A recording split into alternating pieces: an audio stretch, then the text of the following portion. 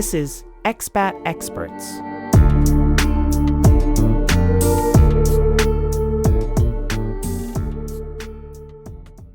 Welcome to this episode of Expat Experts, recording today again from Pragmati in Athens. Today we are happy to have Gabriel here with us. Welcome. Hi Mark, thank you to having me here, and it's an honor to be in the podcast and to tell something about the Expat, and I will be happy to share some stories about me. It would be nice to start this. Cool. So just to put a little bit of context, Gabriel is originally from Brazil. Born in Brazil, although you grow up in Italy mainly. Yes. An automotive designer, passionate about quite some sports. You are really into surf lately, as far as I am. Summer it's coming, so for us it's like surf it's kicking in. But I saw that you also did mountain bike, and you did like quite some sports in there, hiking, etc., etc. Yes. So about the automotive designer part, we will talk about it a little bit more in detail in the second part of the episode, but yeah. So yeah, just before starting with the Expat part, just reminder to all the followers, as always, and the listeners to follow us in social media. So mainly Instagram, TikTok, Facebook, if you still have Facebook. And then, of course, the most important part is following the channels of the podcast in Spotify and YouTube, where you can see it in video format. And if you want to support the podcast a little bit more deeper economically, then I would recommend to go to Podimo. Podimo, it's the platform that allows us to podcast creators to win money from the very first moment, instead of like needing to be a very, very big podcast before starting, or production before starting winning money. So if you want to collaborate a little bit more with economical aportation to this episode and this podcast, check Podimo, and there you can find all the episodes and collaborate directly. With that said, let's go for it. Yes, sure. I'm ready. Let's go. The Expat, Episode 4 with Gabriel Perino.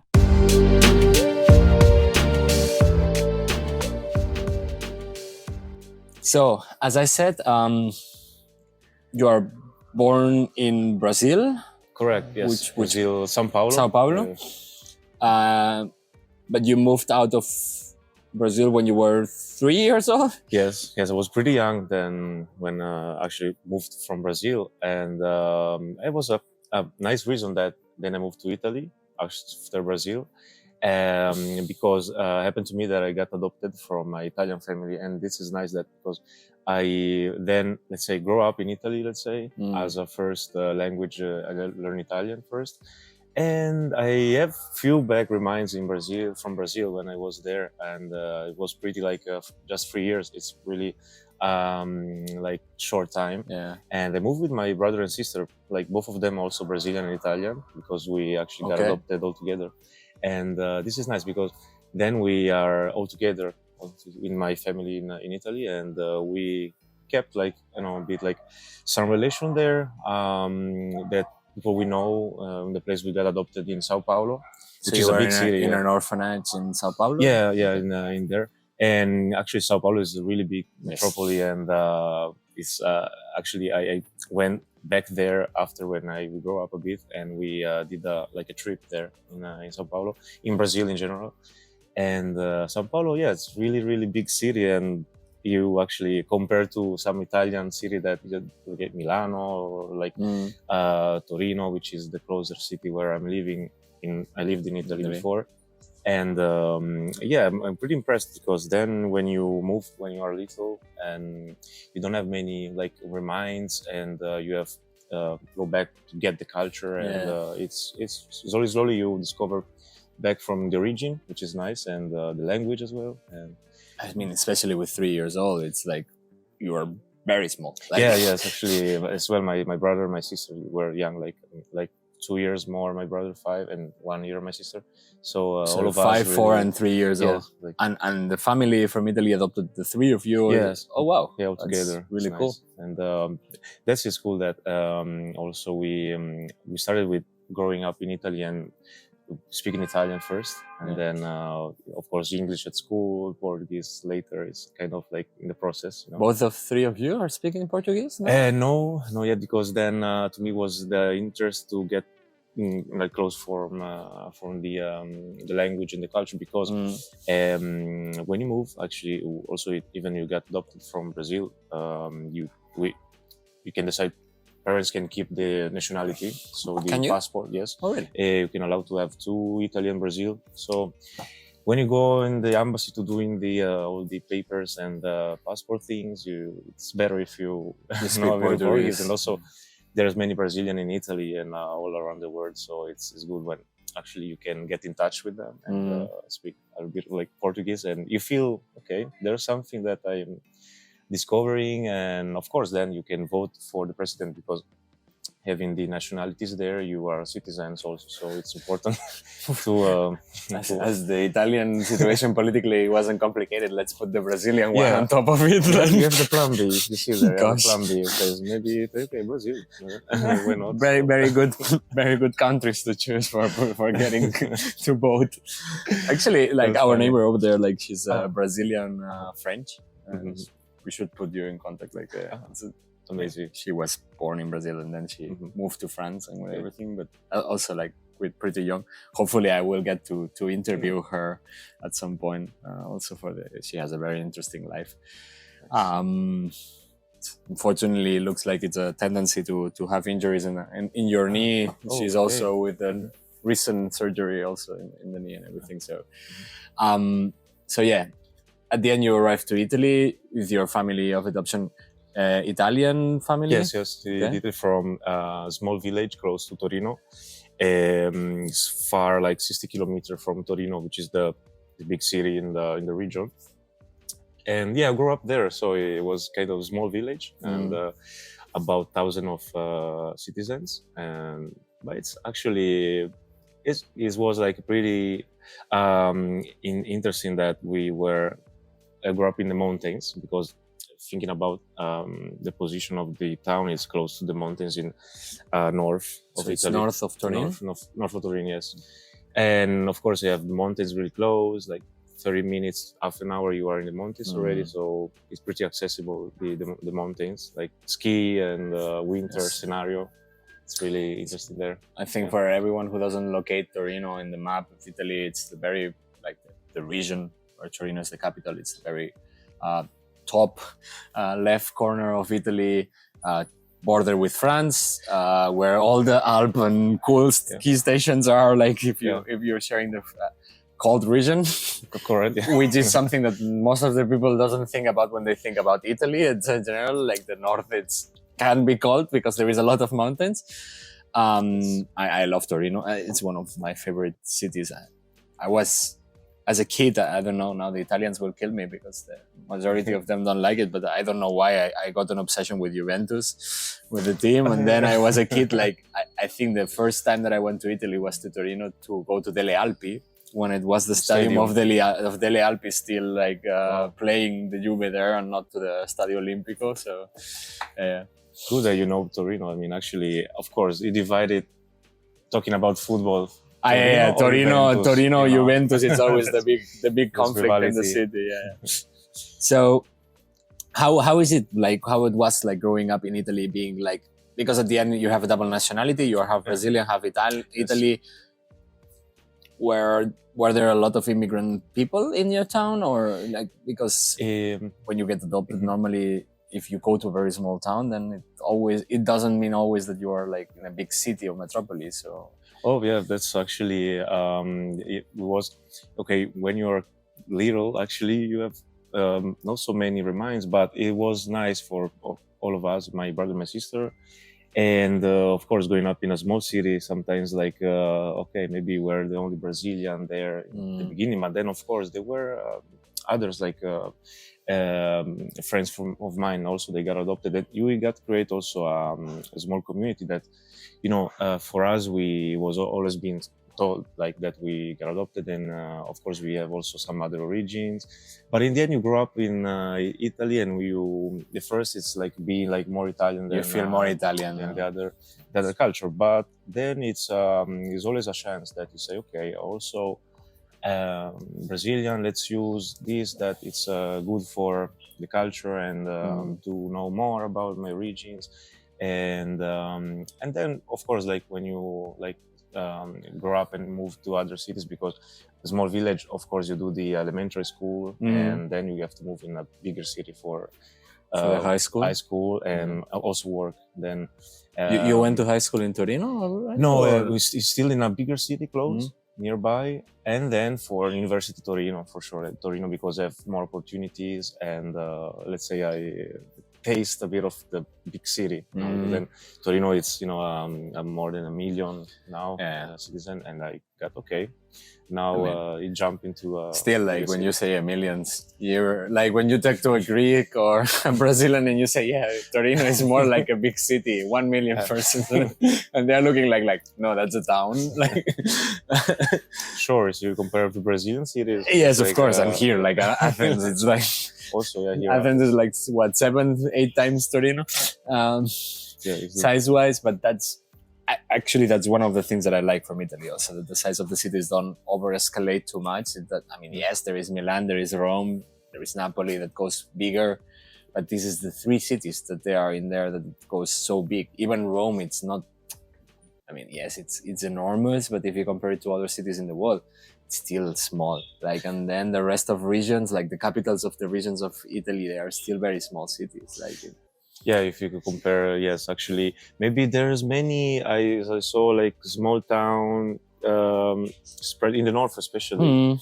You maybe pass through a lot of small like villages, actually. And if you like see maybe other countries, maybe they are more like bigger town nearby, connected. Yeah. Here in Italy, okay, there are like a lot of small town, maybe have like also 1,000 citizenship, or like 1,000 citizens, or 500 citizens, really small sometimes, going up to the main cities like Torino and all the like other main one in Piamonte.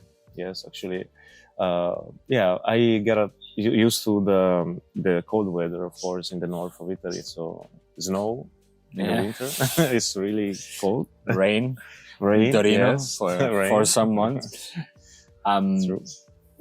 Yeah, unfortunately, the situation with politically wise, especially now, and Italy, let's say, it's not the most respectful, anti-racist country right now in Europe. Unfortunately, have you ever like had problems with that? Back in home? Sometimes, maybe also while I grew up, maybe when you're little, it's kind of like maybe don't feel it much that it's I got the same possibility to other people, like even like not with different like nationalities or like other countries.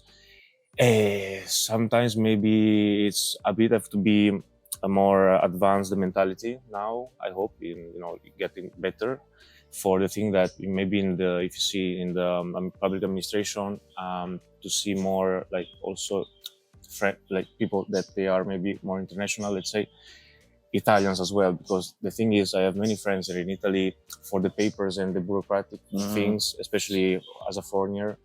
The process is really long, and maybe you were born in Italy from like a foreigner parents, and you still have to wait and maybe don't get the documents easily. Like it doesn't even make if you it did easy, the school, and I have many friends that maybe they have to wait like after like having a majority, like 18 years old, to apply for having the nationality like Italian, and then after that the process to ask, and then and after you have to wait a bit. So you feel more like an institutional kind of racism, or like not racism, but maybe like more complicated life due to the fact of being from somewhere else. From an institution perspective than I don't know, like having comments in the street or people being assholes to you.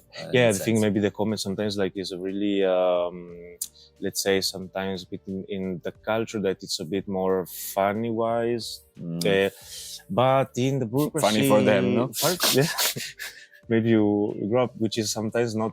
I don't see maybe a really barrier, let's say, But the barrier I see in the bureaucracy, that's the system of also the human rights. Actually, it's have to be more faster the process of that for get like having the faster the paper, because also sometimes the barrier is that you want to work in a job in Italy and maybe you have to wait for the Italian papers and you study or maybe was born in Italy just because you've been 20 years in Italy and you still have no papers even if you were born there. Makes no there's fucking a sense. barrier for all the thing that let's do something else and a bit struggling, but I see that hopefully it will get faster, let's see, but I'm I wouldn't count with Meloni doing too much into that direction, no? Like I see the interests are different, but I fight for that because every time we discuss with my friend, then I'm like really like sad for that because it could be like faster and also different process into also integration with you already integrated, but then in the paper way is like different and it doesn't matter if you're really integrated if then you cannot get a job because of a fucking stupid paper, even if you've lived all your life there. Well, maybe switching to a little bit more like happy topics, I say like this. So at the end, you just like, you did all the studies in Italy. So you did like high school, you did university also in Torino. You studied automotive design already? Automotive design in Torino. What a surprise in Torino, no? And the Fiat doesn't influence a lot in there, no? Not at all. Actually, since you grow up, Torino is pretty industrial city. Also, you have automotive, like a big, center for that. And I've been passionate about cars since when, like almost all kids, they're saying that. I see cars. Since when I was little, I like cars. But to me, it was even interesting to design things, let's say, even when I was in high school. Also, like, I did like architecture background, like I was in high school. Actually architecture and furniture design, like as a subject. That sounds familiar. I like the part of designing, like I say, cool. And one day I saw that university, they present themselves for the, choose a university. And I saw that it was possible to design cars. Like you have product design and design vehicles. I say, is that a thing you can do? Yeah. Like, it's pretty interesting. Let's say that is... I think it happens similar in Barcelona with having like SEAT in Martorell really close by, the big factory. And it's mainly where the whole design of the cars happen. I think in Turin it happens the same with Fiat at the end, and then just like they're really pushing for the schools of design and the universities of design to produce people who I have a good friend who's working with the Cupra team, for example, designing. And it's at the end SEAT designs, and it is interesting because it really, I can really relate studying design in Barcelona and product design and the people like inside of the university. There was always something related, like there was a module of like automotive design because there was the industry around it to always end in there. So you finished the university in Italy or did you... When did you came to Greece? When is the moment that you come here? Well, actually, finishing the study in Italy, I worked in Italy a bit, 4 years in a company there in Italy, doing design like internationally. And so, as after this experience of 4 years, also internship in between, in the field, actually in the previous company where we're doing also not just cars but also vehicles and others like transportation design like bicycle and yacht, and also I got a bit of like experience on that. And then I decided, I see that where I'm working now is pretty international. I have colleagues from all around Europe and the world, and I say, they actually moved in Italy for working. And I say, interesting. I've been here in Italy always, and I didn't do my, let's say, Erasmus or like experience outside from Italy, just traveling. Okay, but when you go to live in It's different different, countries, yeah. different, right? And I say, okay, this motivated me to say, okay, I want also to go and do an experience outside, like in different countries, and get this knowledge, and also get better, of course, like in the career, because I see while you move in another country, you also have to adapt, and also for the job as well, because you will have new colleagues, and this to me was important, that seeing them, like my colleagues did, that motivates me to say, to see that it could be also a good opportunity for me as well for the career, and even get more knowledge. I looking for some job outside from Italy, and so it was purely your decision. Like, it was not a company coming to you saying, "Hey, we have a job. Would you be interested?" It was more like from your side saying, "Okay, I want some new experience. I want to move somewhere."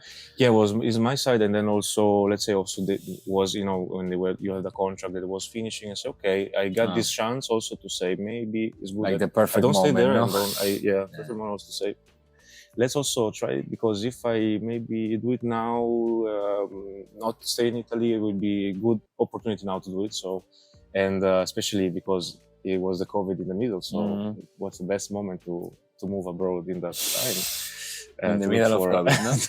In the middle of the COVID. That's the perfect timing, yeah, sure. And so I think we managed also with the restriction as well. So you moved during COVID? Was in the last, after the vaccine thing, it was actually in the end, let's say that was everything open again for traveling. Okay. How long have you been in Athens now? 2021. 21, yes. 21, and January 2022, sorry, like 22, yeah. 2022, February, like, yeah. Right. And then we arrived in you arrived August 2021. Okay, you a bit more, yeah, a bit earlier, yeah. 2021, and that was it was already like okay to be able to travel and to move I think that we skipped the last quarantine for a couple of months or something like this here in Greece. Cool. Like, so why Greece? Yeah, that's actually interesting. Everybody asks me also here, like my friends from Athens, and well, actually, actually pretty easy now that you can look in for jobs in internet, and you got offer in internet as well, and you can see worldwide where all the other job offer in Europe in general. I wanted to stay in Europe, let's say, and of course for design job, Italy, Germany, North Europe also, they have already a lot of like design cultures, and also places to work, and the industries of automotive, let's say, also in the UK as well. And that was interesting because here in Athens, in Greece, I didn't expect that. It's like we are a design studio, so we do actually design, and I was not expecting that's why I was asking. There is no brand of car, or there is no industry of production of cars here at all. Exactly. Actually, the second market of cars, for example, here, it's super expensive. Yeah, the cars are. They are expensive in this country much more than in other countries in Europe because of that reason. They need to import all the cars, and that makes it super expensive. True, it's correct, because also they actually, I'm designing here not for like a Greek brand, because also they don't have like in Italy or in like also Spain, like Barcelona, like Seat or Fiat. And so here they actually is merged like from Chinese and European, like Greek company, and most of the piece and the parts now you're designing in China, and this company has like the production in China. So here we are the European center that we then doing the design work and collaborate with the engineer in China, and then following the works, and the production is there for the Asian market. mostly. And that was interesting because I say, okay, it's an opportunity because maybe I've been here in 2018 for vacation in Athens, and I saw a bit of the city, and I say, okay, that's really interesting place that you feel like not far away from Italy sometimes. Yeah, You're still like, Mediterranean, but okay, Mediterranean weather, and I say, no wow, snow. No snow, of course. But then snow one weekend per year normally, but once no. Sometimes, yeah. Yeah. And I say, okay, let's start this adventure because I think it could be interesting to go in a place that I don't know much, but then it's interesting because it's new. It's different from other country in the north of Europe. Let's go and see. Very different from the rest of European countries. Then, of course, when also you move for even like get better and better you go because the position of job and things. So also this is also another reason that you move.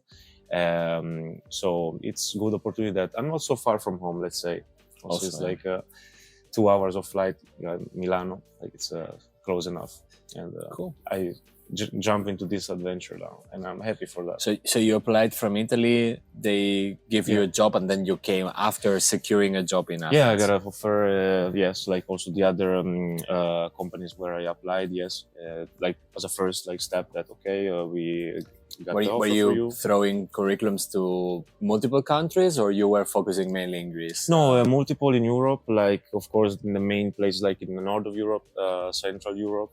And this is also in Greece, and they were actually the first. Like also they contact me, and they were really nice, and I met the team also, and it was pretty also cool that fast also for the moment. Then I say okay. They told me, you can come here to see how's the place if you like it. Also it's interesting that company they provide this thing that you can also first see the place, do the first step, for the first step. And but yeah, I'm happy I will do that for again because I'm learning a lot of stuff now, like for also the job in production design. Also, it's something that I didn't I was not doing like a lot before. It was more styling design. Here is more technical and design as well. So I got more skills for that and to knowledge for the pieces of the car, vehicles in general. So cool. Every day I'm learning new stuff. Nice. Yeah. What about private life? Like, did it make a big change in the sense like you were coming from a place that you call a home with probably your friends, your family, a circle of like more or less close people, and to an adventure to a city that you don't know at all? Like, of course, you would have like the professional side of it secured, which is a big step, and it's really nice. But how was arriving to a new country without friends in there, without anyone? Yeah, literally, I have to say here, I had no, let's say, connection because compared to other countries, like Germany, like in like Scandinavia, also you could pull some friends, no? And if I go there, I know like maybe in some capital city, there's someone maybe of ex-colleagues or friends that I met during my life. Here, like absolutely no one, and it was okay. Let's see, but. Okay, first time I arrived, you got like really easily let's say integrated, even because they're really welcoming in general. And the step is really different on the let's say the environment here. Let's say there's a sea here close and mountains. Like I didn't know, but like you can go in the mountains as well. They are close, and that's to me was maybe the change of the lifestyle because I can go like maybe after work we can go to the beach or go in the mountains in the weekend, do like trips around highlands. Like you can go in the highlands in the weekend, right? So you can take well, depending on where you will try to go. Yeah, if you want to go to Corfu, then it's no. You will go to the boat, go back with the boat. 1 minute in Corfu. It's a long journey, but yeah, some mileage. Like, of course, the sea is pretty accessible. Like to go in like at the beach, and I have to say it's a bit a bit more like let's say more relaxed compared to Torino. That I have to say sometimes maybe there's less option maybe when you go out in the evening just in the number of bars, but you can enjoy it as well. But here, maybe in Torino, there is less option when you go out with the friends.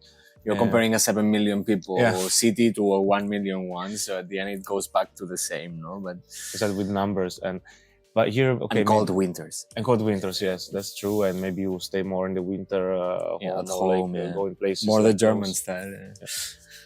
True, and this is maybe the big change. And also with the friends, let's say, I made new friends also here. And the thing, it's a place here that a lot of people traveling here because Greece for the islands, and every time there's someone visiting me, and it's looks like I'm not that far away enough. But you're also like you have, because I met some of your friends, you have a pretty international group, like quite some Greeks inside of it also, Yes, a mixture of people. Mm-hmm. How did that happen? Like, how did you meet all these people? Well, actually, first, with the whole colleagues, we go out, and then we'd also doing activities, let's say, and because also when you go out here, you can easily meet some friends of people like that you get in touch, maybe in the evening, and then you keep in touch, and of course with the sport as well. Let's say because doing mountain bike, surf, also you got a circle, let's say, of friends there.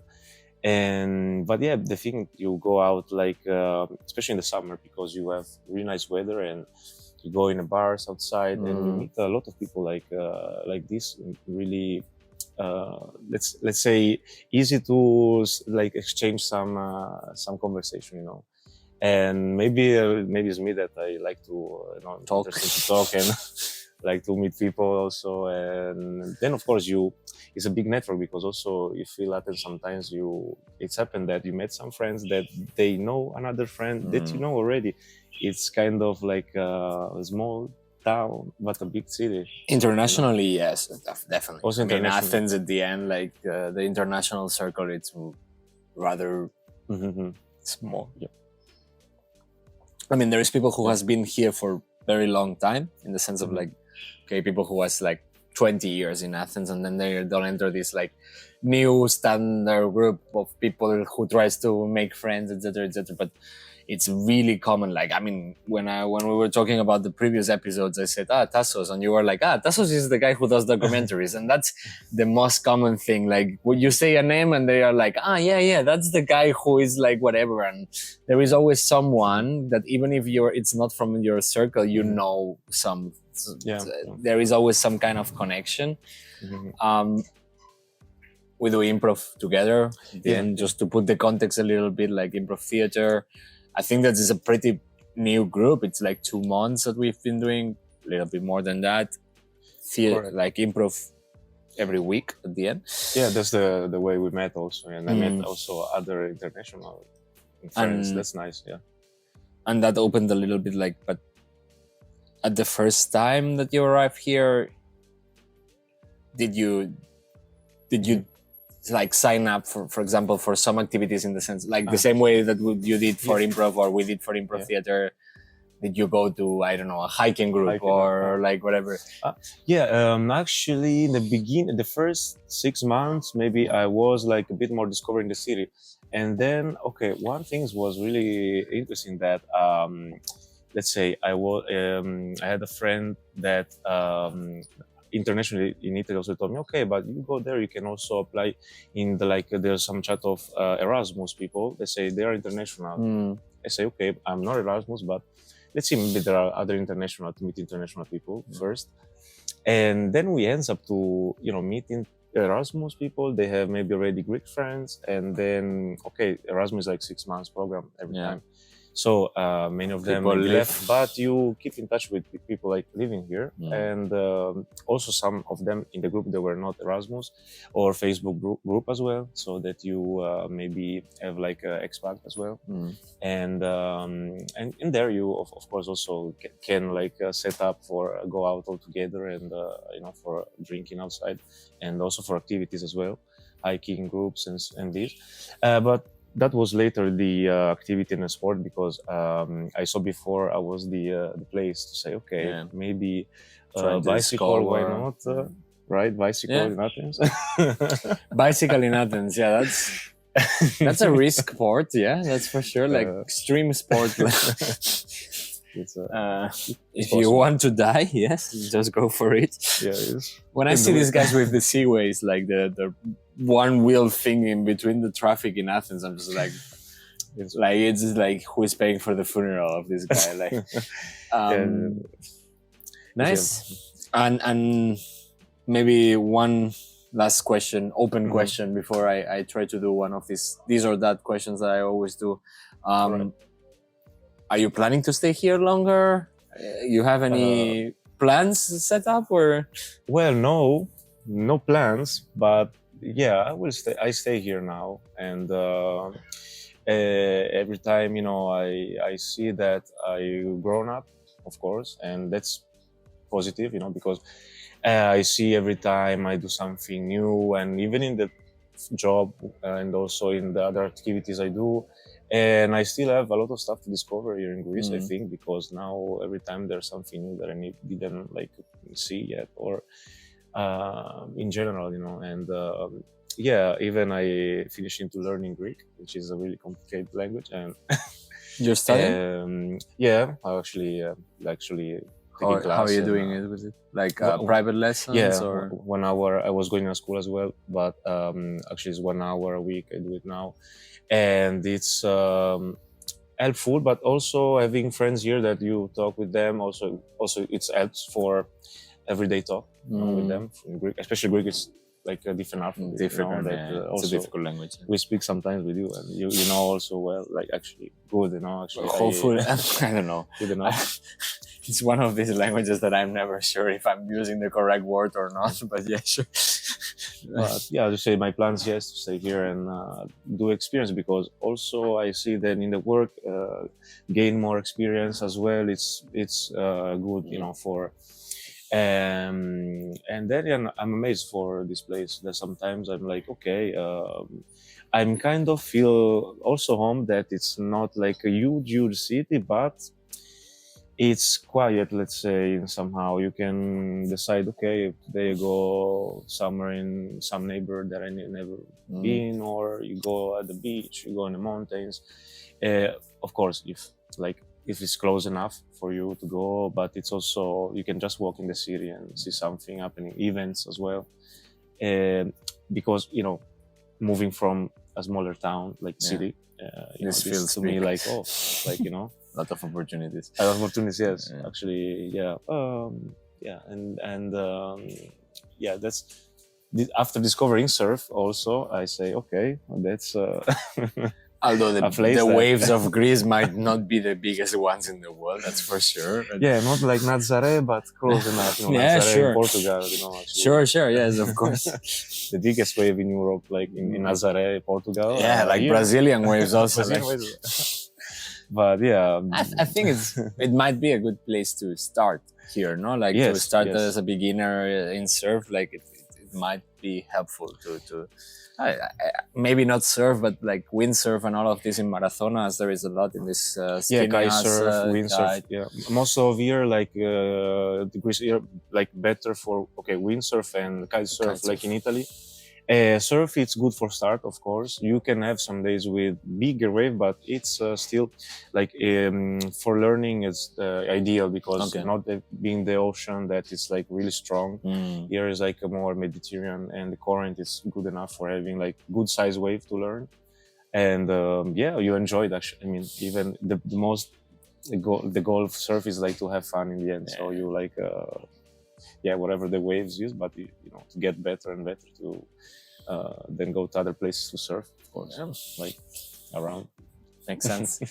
So maybe to close this first part of the expat, of your experience, I always do this kind of this or that questions, which is a little bit trying to put you in an edge of decision, let's say like this. So Greek or Italian food?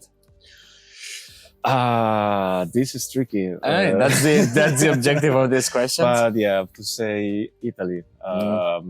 I will also say the why. Italy, there's a lot of maybe different variation, let's say. I like here as well, but Italy, okay, maybe more region has their own specialties from north to south. So okay, I have to say Here it's a there's little lot bit of more options. repetitive, no? Like the menus looks really similar. I really like though here because it's even also there's some influence from other cuisine, not just Mediterranean, but okay, I go for the Italian food. Makes sense. Without switching to from the kitchen, let's say like this, Italian or Greek olive oil? Olive oil. Okay, olive oil, Greek. I have to say Greek. Yeah? Yes. I tried also a friend of mine, like, they also producing it. And sometimes we have like really handmade, like let's say handmade, like homemade one that give it to you and it tasting like, okay, that's really, really good taste. And you say like, it's really, you know, like from the here, you know, from Greece. It's nice. Cool. Speaking Portuguese or Italian when flirting? Depends because depends on situation. Sometimes it could be like more, let's say, exotic to have some Brazilian Portuguese. Say something Brazilian. But okay, my accent in Brazilian Portuguese is like a bit Italianish. But I'm working on it, of course. Like Italian. I think my flagship. I go like Italian. Let's go for flirting, of course. And then now a little bit of Greek in the middle. Whether in Torino or whether in Athens. Athens. Yeah? Let's go. Yeah, Athens. You have still also winter here. It's cold, but not super cold, and summer very long summer, very hot summer. Hot summer, like t-shirt. Yeah, makes sense. Okay, let's do the last one because before we close this first section. Italian or Greek grandmas? Well,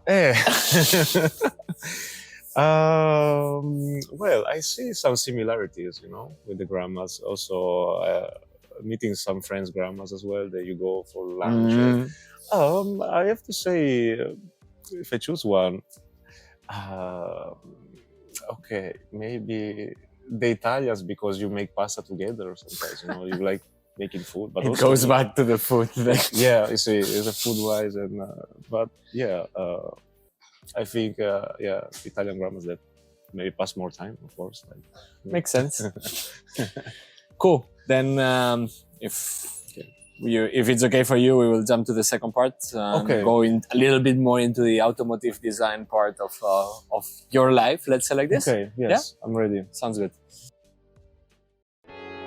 The Expert Automotive Design.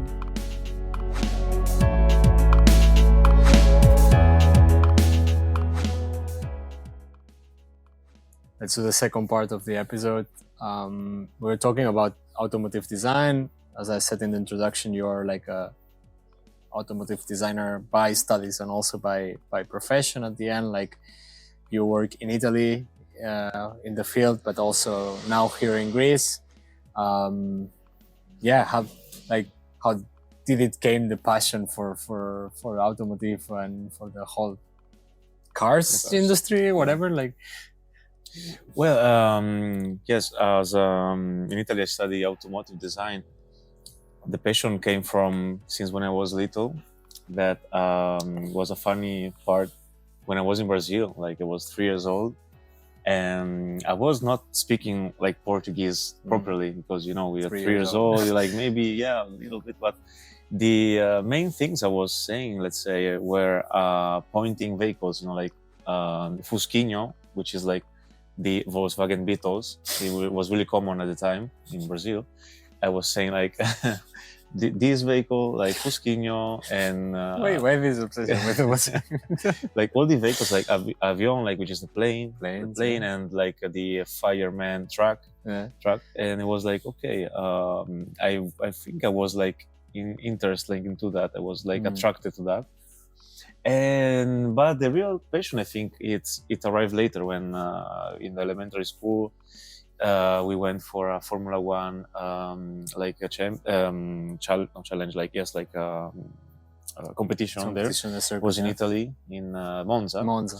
And it was my first time ever to see like this kind of events, and it was amazing. Like you are there with cars going super fast, and the sound when you are inside the arena, it's crazy. And I started there to also drawing some cars, like when I was little, and building some little vehicles, like with cardboards, whatever I found in the house. I was building some stuff, like some vehicles, like for like a reproduction of Formula One, and also like small cars. And that to me was really, I started to get some creativity in my mind to build stuff, and even like drawing cars, like vehicles and stuff. So it's come from that age, that from elementary school. But then I never like in the beginning see myself doing that, because I didn't maybe know what this word was about, to design cars. And this even exists, like, or like it was actually, yeah, I was pretty young. And then maybe it turns when after my high school, that was focused on architecture and arts and furniture design. The university from Turin, the city, actually close to me, they present their self in the high school. And I knew this university after this presentation, and I understand that it's possible to design vehicles, like cars, like it's a job like you can do. And I applied for this university that of design school, like. So it was the university coming to your high school to present very specific, like it's a university that specializes into design of automotive design, or like, because generically you come from product design, like from a global way, and then you do a master afterwards or something like that goes more into the specialization of automotive. In your case, you were doing like directly automotive design as a degree. Yeah, straightforward to automotive, because also to me, when I saw this school, the path I was supposed to do, like maybe after this high school, was maybe focus on architecture and product design, and then after maybe a 3 years bachelor of architecture or something, to then maybe specialize on a master in that. But I saw this university was offering immediately like to do like the bachelor on automotive and vehicles, and I was okay. That's interesting, because to me it feels like more interesting for me now to start with this. I think I will do that, and I applied for the school, and I'm happy that this university offered me the opportunity to like focusing like in the automotive industry. And, so it was purely and uniquely like automotive design degree, like directly focused into that.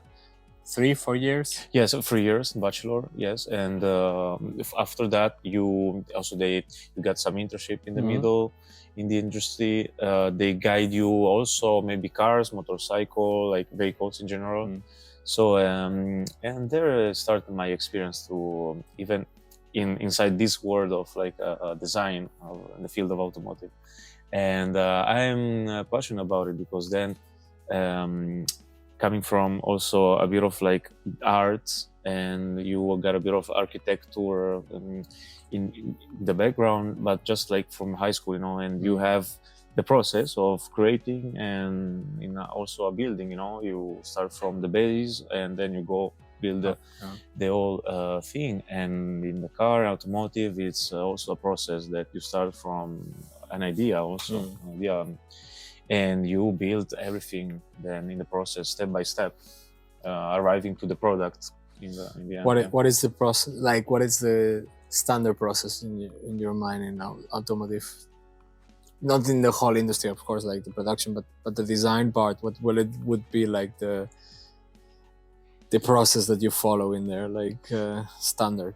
A standard, the process is like starting from the idea. We do like hand sketching, or like digital. Now we have a lot of tools to use for digital 3D as well. But it's always come from needs for the customer, of someone needs a product, and so you you starting to research and do like providing some ideas that match also the needs of the customer. Right. And the people in the world need the product, and to facilitate and get easier life for people, because design also is that, to design stuff that also helps to get a better life for people in the industry, marriage with automotive also.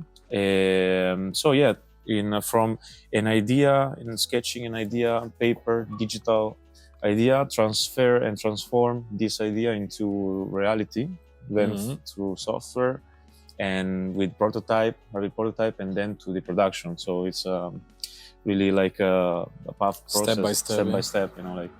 And it's difficult though, because you imagine you do like a sketch on the paper, and then you have to then thinking about this product in the reality. It's this sketch will be shaped like on the process and become like something then work in the real life. How limiting is it, like in the sense of like, because of course creativity can go really crazy, so you could shape like a car like a donut and nothing will happen, no, at the end, like you are the design part of the process. But I suppose there is then an engineering team that it's limiting you on how things can be done. There is a whole like EU like regulations that you need to have in consideration. How do you work with that? Like, you know that in advance, or it's really a back and forward of a push for something to get it done like in a certain way? Yeah, it's like a back and forth, and also it's important, if especially it's a product for the market, it's important to support like and having like a strict contact with engineers, because we don't have to forget about everything we have. It's okay, like some cool shapes, but also it have to be design function. This have to be functional. So, and this design in general, because you create something that is function, is beauty, and it's like for the market. So it's important to have this back and forth with engineers, because you will realize what your limits are. Sometimes you have maybe before the requirements or the guidelines to follow. Sometimes you work together with engineers and you optimize the process to having better engineer, better design, also to optimize on the design as well. And this has allowed you to reach the limits that you might be sometimes over design, and there's like something futuristic, but have to work in the end. Because in the end, it's a product on the street, and we have to face into the material, the way to construct, which is our going together in the same direction. Like, where is the limit of your work then? Like, until where do you arrive? You arrive to the selection of materials? Do you arrive to the selection of like shape, form, how it should look like? Do you arrive to the engineering part? Do you do the testing, like, I don't know, like the more technical part yourself? Or it's purely a design, like, okay, this should be looking like this?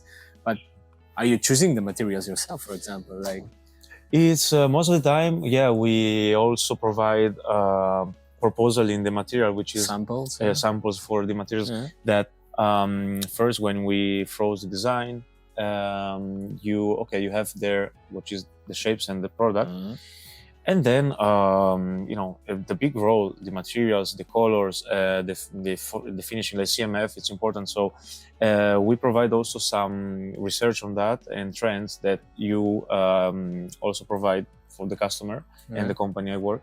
So it's important to have also like a bit of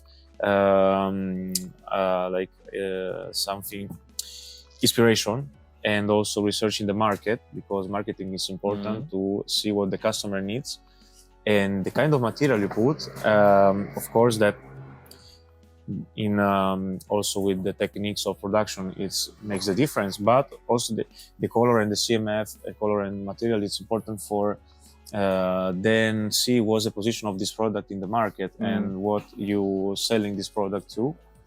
And it's important for a designer to be complete, to have also these capabilities to know, okay, we choose this material and this color for a reason. So and is sometimes in the research, in the marketing, and also in the trends of the in market you have. And this also is a part that we arrive until there. Then of course the rest is engineering, and also the testing and more engineering. But of course it make also a work together, like simultaneously for the design and So it's a back and forward the solution for having the best products in the market, and something that it work, even functionality. You were saying before, like, that in Italy, like, you were entering like a kind of an internship, and then they were like switching between, like, starting with probably automotive like part, but then switching to more like a transport thingy, that you were doing even yachts or like bicycles and then this kind of things. How was that? Like, how did that happen? Because I suppose like designing a car and designing a bicycle has nothing to do with one to the other. So how did? Yeah, correct. That's I started, of course, like was automotive company, which is was 6 months of internship, and the company I was working in Italy is Pininfarina, that do like Italian design for different customer all around the world. And I started there as design of automotive, like in the internship. And after the 6 months, I have the opportunity to switch into the other department, which is the same company as a name. But the other department, they were doing everything like out from automotive, like product design, transportation design, so bicycle and yacht design, and even like there is a team of architecture as well. So everything is out from automotive, but related to design. It was in this other studio like that I worked into, and the same name. So it was good to me for seeing other realities and get experience also to other products, which is not cars, but related. The process sometimes could be similar, but not so, because do a bicycle and a car, you have a different electronics stuff. The engineering is different. Or even like others, like yacht, you have like something. That's going a completely different approach. Water, like floatability, fluid engineering, like all this kind of stuff. Yeah, that's really, and you get knowledge for that, because of course it's always a challenge. You say, okay, never maybe tried this before, but okay, you in the end design this stuff for also knowing better and get the approach there as well, like, because it's design in general. And it's interesting because every time is a new like adventure and a new project, and you also get used to having more like this approach. And after that, the design team in the end it switched to be a bigger studio, design studio. We were all together with automotive and the other department, so it was nice to do like sometimes some cars, some interiors, and also the other parts of the design. It was nice. Yeah. And here, like in Greece, like you went back to purely automotive, like purely car design at some point, no? As far as I understood, like you're not designing bikes anymore or whatever. Like after that experience in there, which was helpful for you to like provide other perspectives in the whole industry, you came here to Greece to this company, which is Asian based, but then they have this department of design here and you are like the kind of bridge between the Asian and the European market somehow, or like how is the current situation in here? Like, yeah, it's actually Asian based company, and there's a European center here, and we're designing from Athens, like here in Greece, to for the Asian market. So it's the company focuses on commercial vehicles like automotive, because it's in the like trucks, agriculture vehicles, bigger, small trucks, and three-wheelers. And so this is more focused on automotive. But of course, I have diversity, because you switch through between project, like they are like agriculture like project or more like automotive. They are maybe trucks and smaller two-wheelers, and the process is like the automotive one. And yeah, the thing we are here in Athens and doing the bridge like between Asia and Europe is that also we are now designing vehicles for Asia market, but also in Europe we have a different like let's say for the also the market is different. So we have to design for the European market some vehicles. It's makes a bit different for the rules for European vehicles, cars. And for us it's a challenge because then we're designing for Asian market, which is different, like culture and different standards. And I never lived there, so that's nice because we talk with our colleagues there and they tell us how is the know-how and the thing like to design for Asia market. And here in Europe also from some vehicle, the fact we're designing here for Europe also can be like sold here in Europe for like three-wheelers and in the European market. So they have to be designed in Europe also for these different rules. And so when you mean like that they need to be designed in a European way, it means that there is stricter laws here or like different laws here in Europe that needs to be passed when you are producing a car that will be accepted in the European market, or the law differences for passing test. And also I have to say in Asia they like the European design in general because they really see how we design here in Europe, the quality we put in the products. So they take inspiration from that because they want to learn also to follow this path, because we have inspiration around in Europe, and I think this is one thing is important to follow from architecture, Asian stuff in Europe, and we transfer this into the design and into the work in general, like. And for Asian market, this is important because they take a look as a reference, European cars, to get close to the quality, and also try for them to learn from us this stuff, which is nice. Is there a design team in Asia, or you are the design team and then the communication it's with an engineering team in there? Like, is there designers in Asia right now? Or? Yeah, there's like mostly the main design in Europe, but also we have a few designers there together with the engineers, and the production is the site. They are all together in the site of the production factory, and so we talk constantly every day, so for then get in touch and like back and forth with the projects.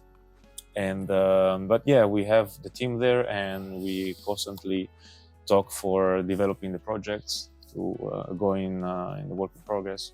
How do you deal with the time difference? That's also because maybe we have in the week we have our task, and that's we have to plan. If we are in the morning here, it's already afternoon. Like that's the thing. In the morning we start, so we have also kind of pretty fast communicate, because then maybe they be finishing working and we start working. So we find a way, because then we have already the task to do for the week, and maybe all the information we need to ask them, we will communicate immediately, and then during the week we have the feedbacks. And of course we arrive on Friday to also deliver our project, which is our work in progress, like just progressing. So you have delivery systems every week, like say like this, like you kind of compromise to suit something during 1 week, and then in Friday you present it as a still as a work in progress and something that will be iterated on top of it, etc. But every week you need to present something. To show how the week the progress was, and then it is nice because in this way we will train them to see the, let's say, our European design way, to design things, because also maybe they have different ways sometimes to design, and we show how the process is like in Europe, which is now globally kind of be similar to also other countries. But yeah, to show at the time we need for doing things in 3D and also for progressing. But of course, I like this back and forth, because every time we got new things to new challenge, I have to say, because then you have to change your design based on the engineering, or they change the engineering based on design sometimes. So this is interesting, cool. you know. This is interesting. That's nice.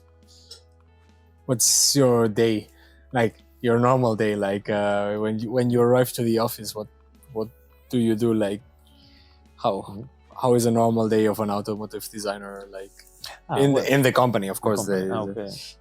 Well, arriving to the office like in the morning and before coffee, Fred espresso. Of course, like you know, always. There is a special coffee with ice, and it's That like, it lasts 6 hours and a half. Yeah, and I wake up after this coffee because really powerful, the caffeine. Sugar. Mainly sugar, Sugar. then caffeine. I take without. Schedule, okay. Schedule. Nice. And well, we start in. Then we with our project we have, of course, and day by day we developing our concept. If you are in the early stage of the project, is the concept part, and then we move through the more like 3D parts, and then see the compromise with the technical parts until we arrive in, let's say, in the end of the stage of the project, which is like to deliver and see the result. Maybe we make some prototypes in our office in 3D printing, or they will do it in China, like where we working with, and they show us maybe some sample for like in the choosing of the colors as well. And it actually is thinking about is like in the end you say weekly, but it's also long, because in the end is you don't finish like a vehicle in 1 week, but it's delay in weeks, let's say, and step by step you build up from an idea to arrive from the final design, and which is interesting is the process that we like in automotive industry use today. You know, like it's nice to see what you think in hand sketching or like 3D sketch to see in the result. So we arrive. How many people can be working in a single car at the same time, design-wise? Okay, well, it could be, let's say, sometimes also can be the whole team involved, because depends how much the project it's. If it's a new vehicle, in the beginning, everybody can start to make some ideas, you know, like. So the conceptualization part goes like in the idea of like everyone starts drawing and sketching how this could look like with the parameters that they give us to like briefing wise, like we have something in there and it should be in these parameters, and there is like okay, these are the requirements that we need to fulfill, and everyone goes like free in the sense of like they can do whatever they want, and then you bring the ideas together and then they start conceptualizing for that. How does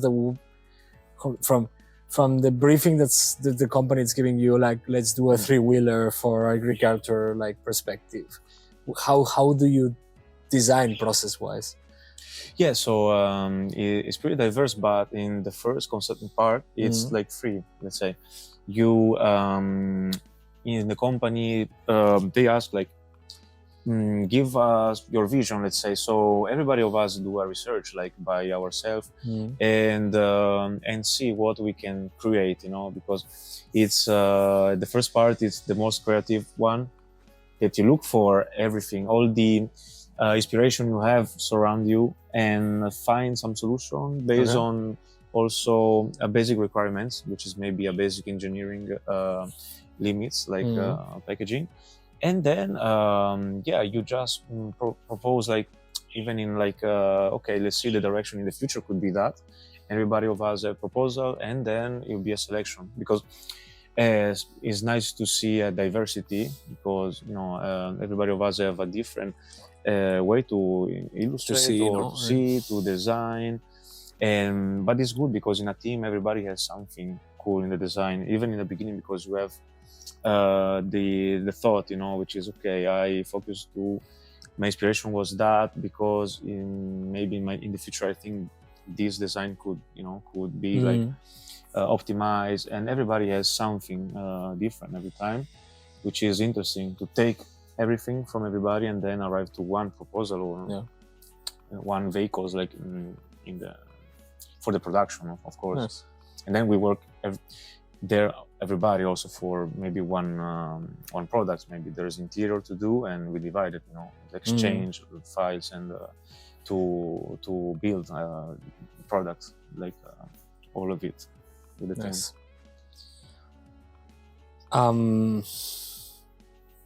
Right now, like industry-wise, are you seeing a big difference between what you're doing here right now and what you were doing in Italy?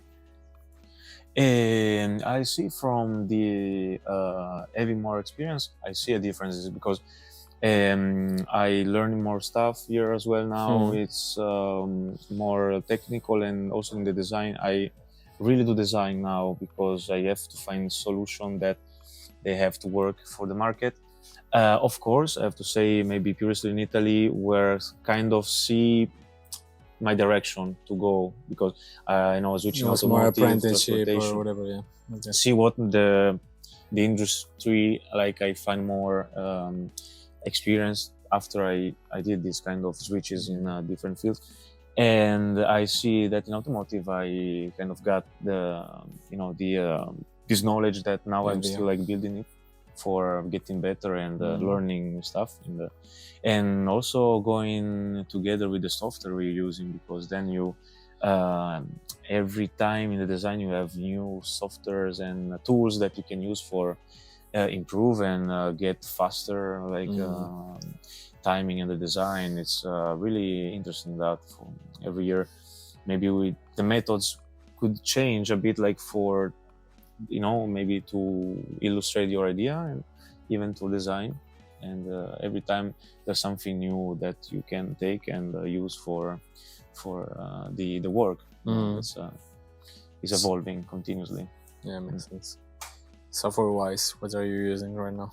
Now the software are like it started from the 2D, like Photoshop, like you can do some illustration, moving to 3D Blender, like for making some shapes, Rhinoceros to go maybe more technical. We have also in the industry use Alias for then making the more like precise surface design.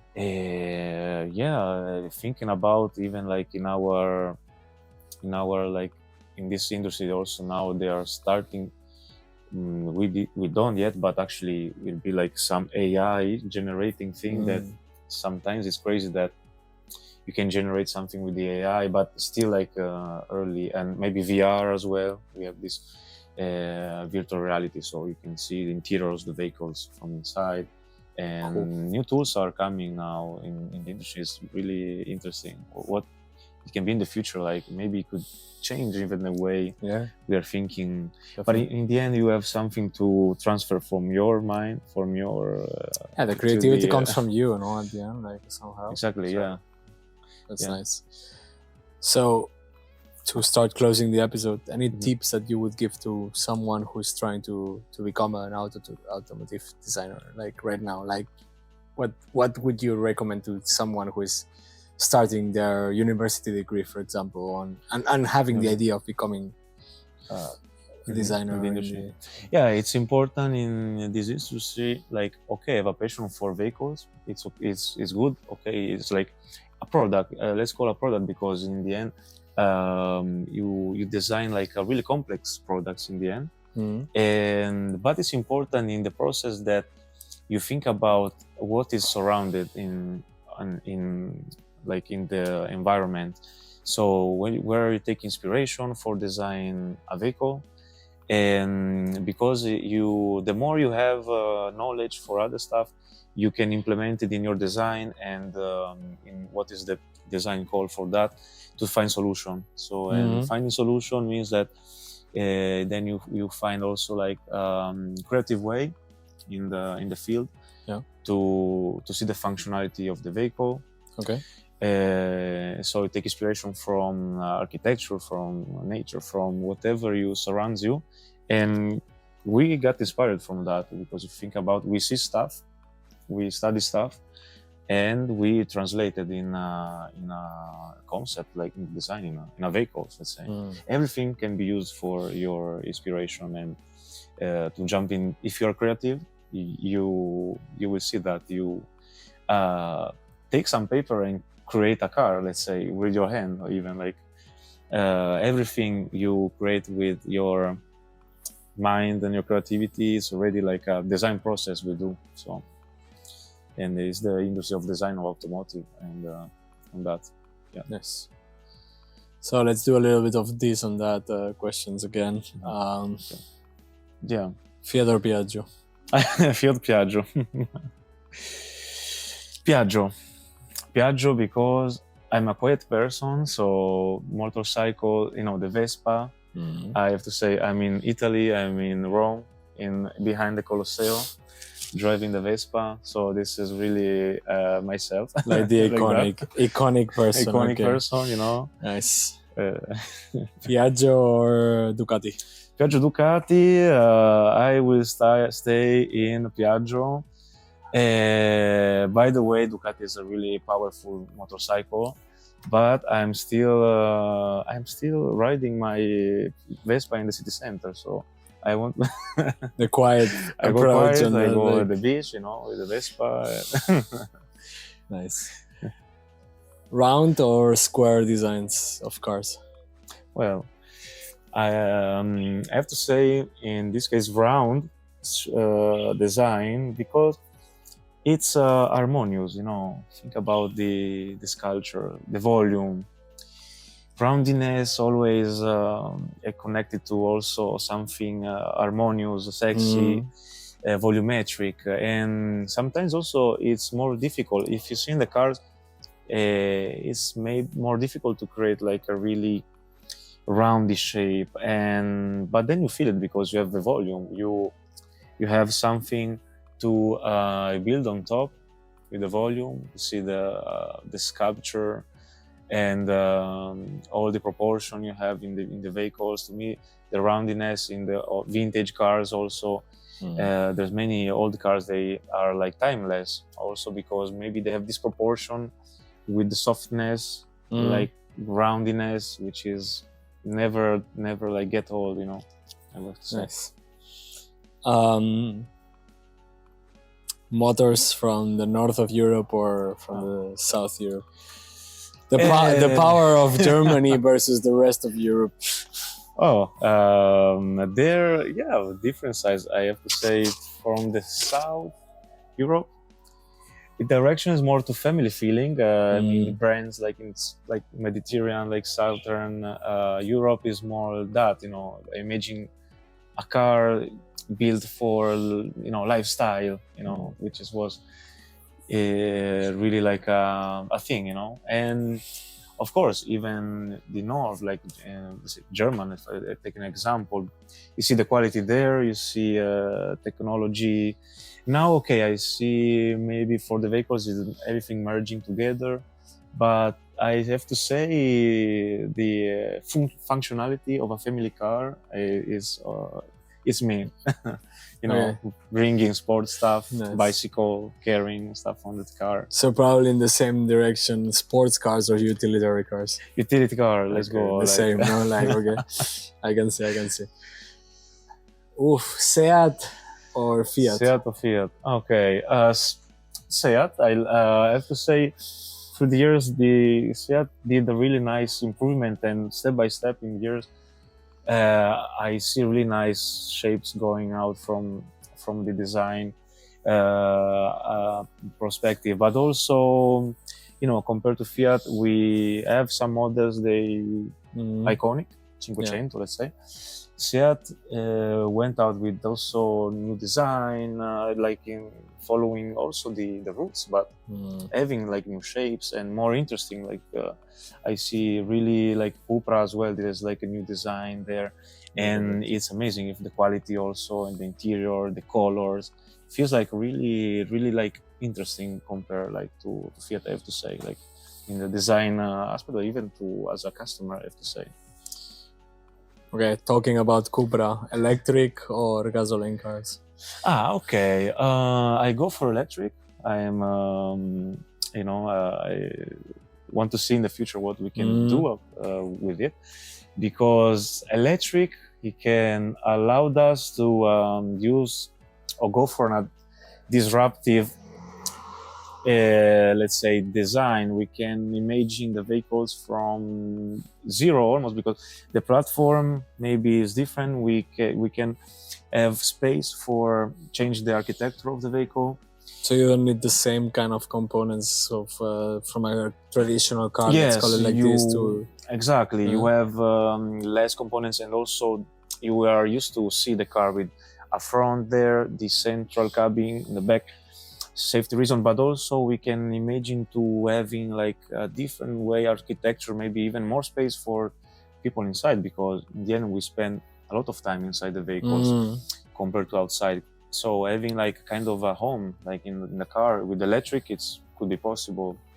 Because it takes less space than motor, or because the electric system takes less space, or because of the electric takes less space, and it's set on like a platform. So you can use like the motherboard of the electric car in a horizontal space, while the gas engines are more bulky or more like maybe also the engine is a bit more bulky, taking space there, but maybe also the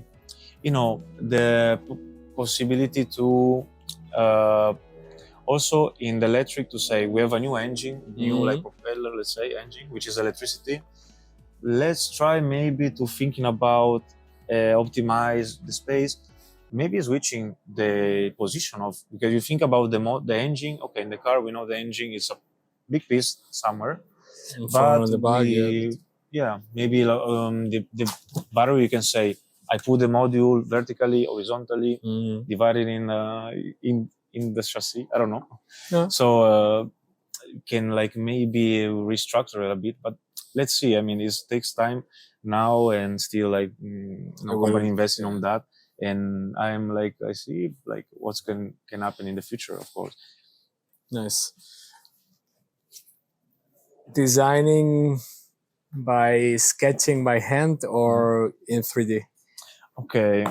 To me, I always start with hand sketching, because I'm maybe directly on the paper, and I'm like with my fresh mind, my hands go like on the paper and sketch, and it's the first approach I do. But of course, today it's also good enough to the software we have to go directly on 3D as well, so you can sketch in 3D, and this is different approach, but still let's say you kind of hand sketching, but with the different tools.